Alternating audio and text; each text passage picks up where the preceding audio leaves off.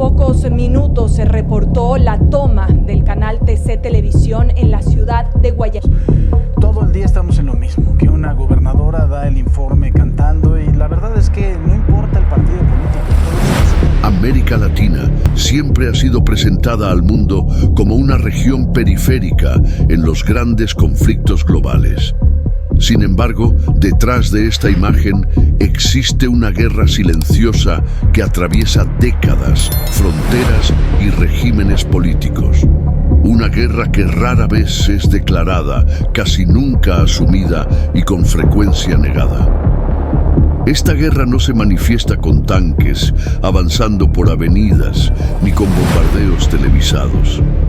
Ocurre en las sombras, en selvas densas, zonas montañosas aisladas y centros urbanos aparentemente tranquilos. Su campo de batalla es invisible para la mayoría de la población. Operaciones militares secretas moldearon gobiernos, derrocaron liderazgos, crearon alianzas improbables y sostuvieron conflictos internos que jamás fueron reconocidos oficialmente como guerras. Muchas de estas acciones fueron clasificadas, destruidas o reescritas a lo largo del tiempo. El concepto de guerra invisible surge precisamente de esta disociación entre la realidad y la narrativa oficial. Mientras los discursos hablaban de estabilidad, progreso o lucha contra el crimen, las Fuerzas Armadas y los servicios de inteligencia operaban en absoluto silencio. Estas operaciones no eran improvisadas, eran cuidadosamente planificadas, con apoyo logístico internacional, entrenamiento especializado y estrategias de largo plazo. Cada movimiento tenía profundas consecuencias políticas, sociales y humanas. El ciudadano común rara vez percibía lo que estaba ocurriendo. Cuando lo hacía, ya era demasiado tarde. El conflicto ya había dejado marcas irreversibles en la estructura del Estado y en la vida de las personas. Así, América Latina se convirtió en escenario de una guerra sin nombre, librada lejos de los reflectores, pero decisiva para el destino de millones. Gran parte de estas operaciones fue guiada por doctrinas militares importadas o adaptadas al contexto latinoamericano. El enemigo rara vez era un ejército extranjero.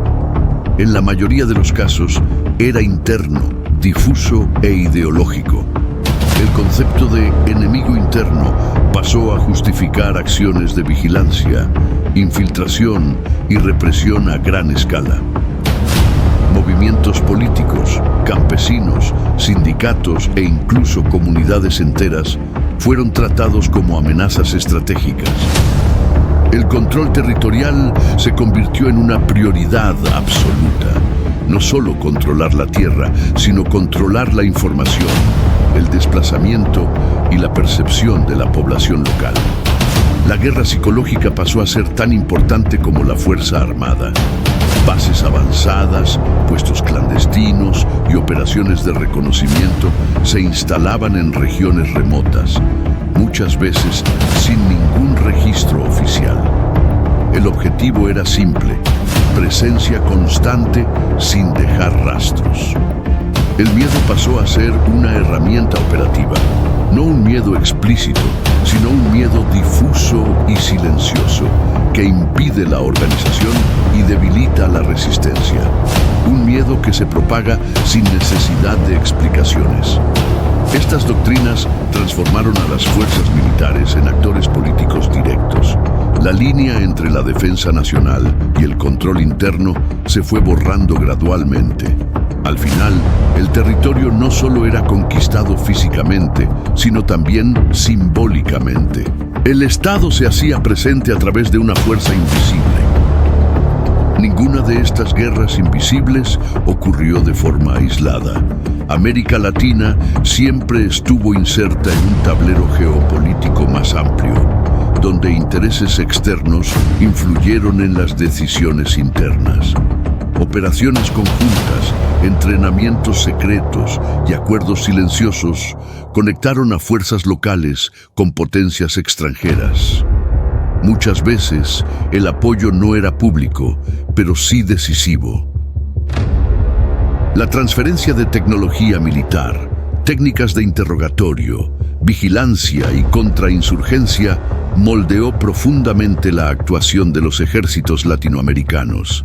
El conflicto local se convertía en una extensión de disputas globales. En numerosos casos, las operaciones fueron ejecutadas sin el pleno conocimiento de los propios gobiernos civiles. Células autónomas, vinculadas a los servicios de inteligencia, operaban con un alto grado de independencia. Archivos desaparecieron. Informes fueron quemados. Registros fueron deliberadamente fragmentados para impedir futuras reconstrucciones de la verdad. El éxito de una operación no se medía por una victoria visible, sino por la ausencia de cuestionamientos. Cuanto menos se hablaba, más eficaz se la consideraba. Así, la interferencia internacional se disolvía en el paisaje político local, dejando solo consecuencias, nunca firmas.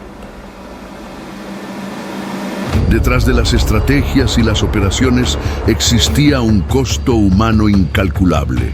Cada decisión tomada en salas cerradas repercutía directamente en la vida de personas que jamás participaron en ningún enfrentamiento armado. Hombres, mujeres y niños fueron arrastrados a una lógica de guerra que no comprendían y de la cual no podían escapar. Personas comunes se convirtieron en objetivos no por lo que hicieron, sino por lo que representaban, por el lugar donde vivían o por las sospechas que recaían sobre ellas. Muchas nunca supieron quién las observaba, quién las denunciaba o por qué sus nombres comenzaron a circular en informes secretos. La ausencia de explicaciones formaba parte del método. El silencio institucional transformaba la incertidumbre en un sufrimiento constante, erosionando los lazos familiares y comunitarios. La violencia no necesitaba ser visible para ser eficaz, bastaba con que fuera impredecible. Así, el costo humano de esta guerra invisible no se medía únicamente en muertos o desaparecidos, sino en vidas interrumpidas, trayectorias destruidas y memorias marcadas por un miedo persistente, un precio pagado por quienes nunca eligieron estar en el campo de batalla. Comunidades enteras desaparecieron de los mapas oficiales. Desplazamientos forzados, detenciones arbitrarias y ejecuciones extrajudiciales se convirtieron en parte de la rutina invisible del conflicto. El silencio se imponía no solo por la fuerza, sino por la incertidumbre. Nadie sabía quién observaba, quién informaba o quién sería el próximo. La ausencia de reconocimiento oficial agravó el trauma. Sin una guerra declarada, no había víctimas reconocidas. Sin víctimas reconocidas, no había justicia. Generaciones crecieron bajo la sombra de este conflicto sin nombre. El miedo se convirtió en herencia, transmitida de padres a hijos. Incluso después del fin formal de regímenes o conflictos, los efectos permanecieron. Instituciones debilitadas, desconfianza social y violencia estructural continuaron presentes. La guerra invisible no termina cuando las armas callan. Incluso después del fin de los enfrentamientos directos, sus efectos continúan manifestándose de manera silenciosa y persistente.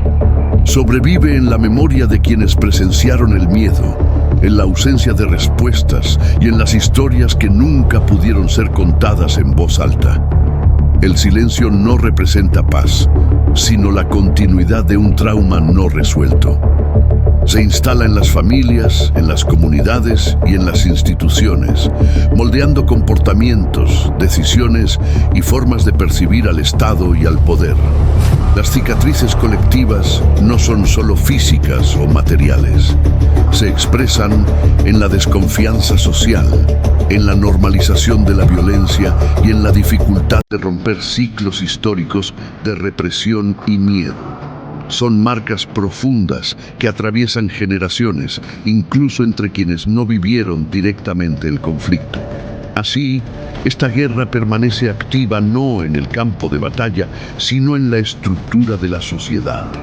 Una guerra que no hace ruido, pero que sigue influyendo en el presente, mientras el pasado permanece sin cierre.